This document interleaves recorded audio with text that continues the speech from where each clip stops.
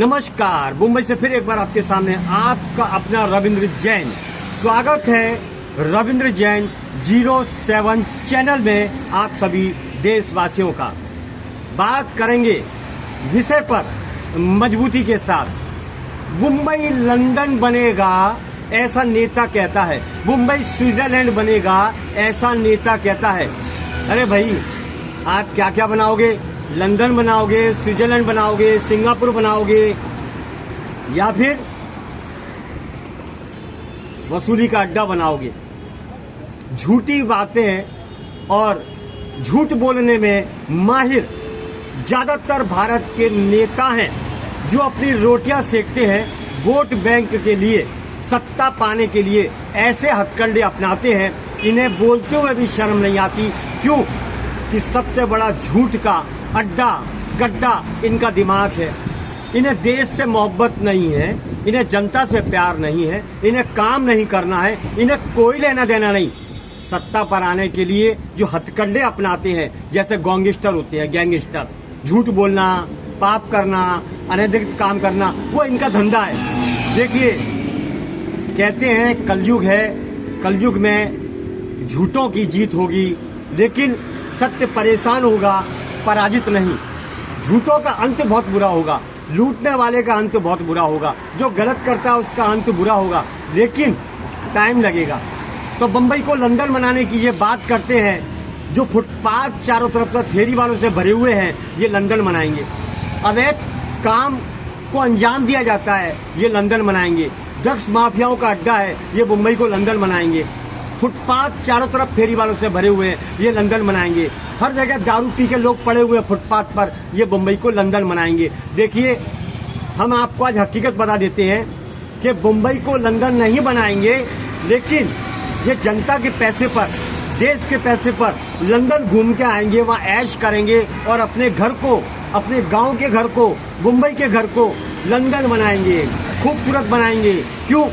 आदत पड़ चुकी है देश के पैसे को खाने की, आदत पड़ चुकी है बार वसूली बुलबुल को नचाने की, आदत पड़ चुकी है झूठ बोलने की। छल कपट दगा फरेब, ये है नेताओं की खास पहचान। 99% नेता छल कपट दगा फरेब में अपनी सत्ता को बचाते हैं और वहां पर ये ऐसा नंगा नाच करते हैं जो देश को उलझाने का काम करते हैं। देश को भटका दिया है, देश की जनता को भटका दिया है, देश के विकास का पैसा सब डकार जाते हैं, मिलके खाते हैं। पक्ष हो या विपक्ष हो, ये दो आंखें हैं। पक्ष हो या विपक्ष हो, दो आंखें हैं। मिल के लूटो, जम के लूटो। शासन प्रशासन की पूरी तैयारी के साथ, मिली भगत के साथ ये लूट का एक तैयार करते हैं एजेंडा।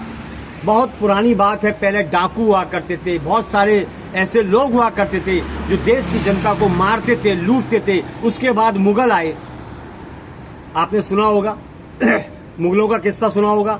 भारत में मुगलों ने कब्जा किया, मारा, लूटा, फिर अंग्रेज आए, उन्होंने मारा, लूटा। ये कहीं ना कहीं उनके आदर्शों पर चलने वाले नेता हैं 99%। अच्छा, जबकि भारत की भूमि, महाराष्ट्र की भूमि, वैसे तो पूरी हिंदुस्तान की भूमि योद्धाओं की भूमि है। महाराष्ट्र की भूमि छत्रपति शिवाजी महाराज की तपोभूमि है। श्री राम का आना हुआ, लक्ष्मण का आना हुआ, सीता का विराजमान हुआ, और संभाजी महाराज की भूमि। लेकिन यहाँ के लोगों की बातें सुन लो। जिस छत्रपति शिवाजी महाराज का ये नाम लेते हैं, ज्यादातर लोग, वही लोग इस षड्यंत्र में शामिल हैं। अपने मुंबई की तरफ ध्यान नहीं देते, बल्कि फेरी वालों का कब्जा कराते हैं, वह वसूली खाते हैं। बीएमसी पूरे एशिया के अंदर सबसे धनवान है बीएमसी। उसके बावजूद बीएमसी को छोड़कर छत्रपति शिवाजी महाराज एक टर्मिनल के बाहर, आसपास हर जगह फेरी वाले, गर्दुल्ले, नशों के कारोबार खुलेआम। ये मुंबई नहीं संभाल सकते और बात करते हैं छत्रपति शिवाजी महाराज की, जो उनका नाम देते हैं, पर उनकी तरह मजबूती के साथ काम नहीं कर पाते। उनकी तरह देशभक्त होना जरूरी है, उनकी तरह देश की जनता को बचाना जरूरी है। लेकिन यहाँ तो भाषावाद पर मार पिटाई होती है, ये भाषा बोलो, ये करो, वो करो, लेकिन महाराष्ट्र की तरफ पूरी तरह ध्यान नहीं दिया जाता है कि हमारे मुंबई शहर में आखिर क्या चलता है। ड्रग्स के अड्डे हैं छत्रपति शिवाजी महाराज टर्मिनल के आसपास, गैर कानूनी काम होते हैं छत्रपति शिवाजी महाराज टर्मिनल के आसपास, वहां पर फेरी वालों को नहीं रोक सकते। ये साधारण लोग, बीएमसी में मिले हुए लोग, शासन प्रशासन के लोग, ऐसी जोड़ी है कि हराम का खाते हैं, हफ्ता वसूली का खाते हैं और सरकार को जम के चूना लगाते हैं। क्यों? कहीं ना कहीं ऊपर तक माल पहुंचता है। ये है चाइना माल की तरह नो गारंटी वाले शासन प्रशासन में ज्यादातर बैठे हुए लोग, जिन्हें देश से मोहब्बत नहीं है, जनता से मोहब्बत नहीं है। इसीलिए चारों तरफ पूरे बंबई को एक अड्डा बना लिया है, फेरी वालों का गढ़ बना दिया है। ऐसा बना दिया है जैसे गर्दोलों का अड्डा हो गया है।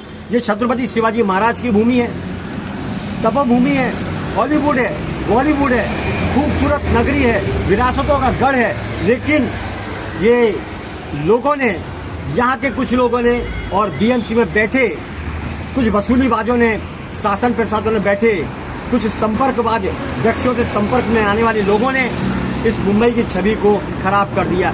सड़कें फूटी हुई हैं, अवैध कब्जे हैं, भंगार गाड़ियां पड़ी हुई है।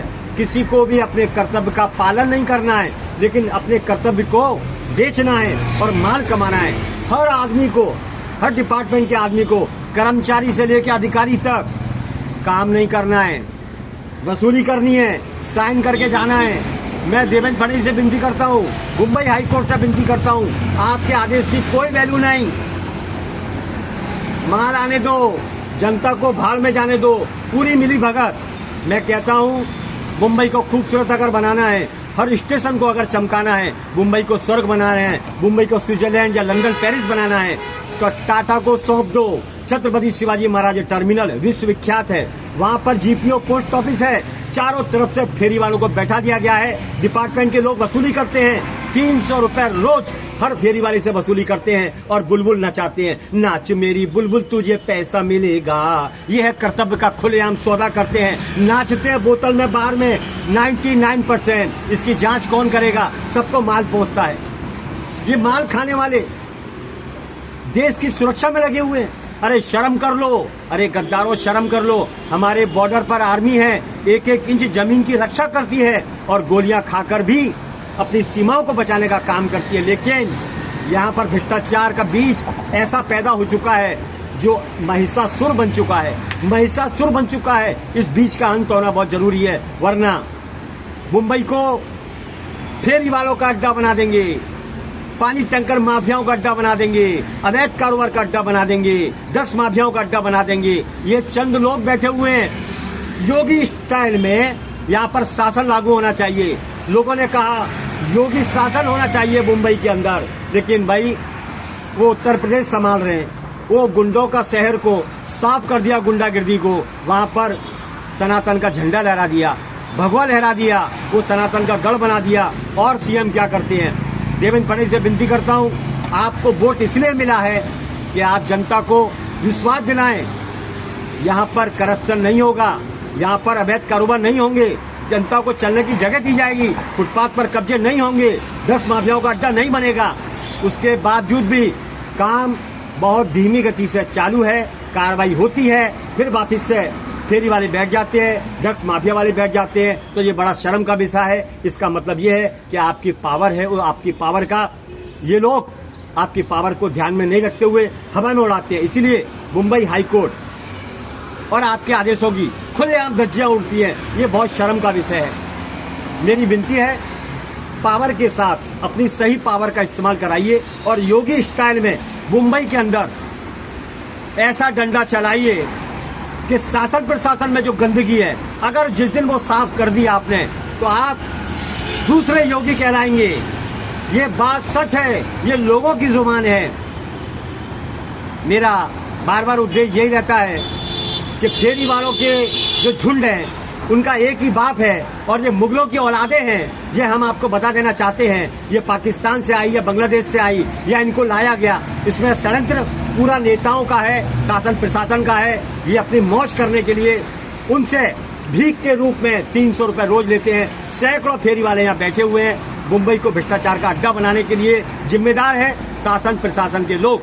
मेरी विनती है मुंबई हाईकोर्ट से और देवेंद्र फडणवीस से, आपकी बातों की वैल्यू होनी चाहिए, आपके अंदर पावर होना चाहिए, योगी स्टाइल में डंडा चलना चाहिए और संपूर्ण मुंबई फेरी वाला मुक्त होना चाहिए, फुटपाथ फेरी वाला मुक्त होना चाहिए।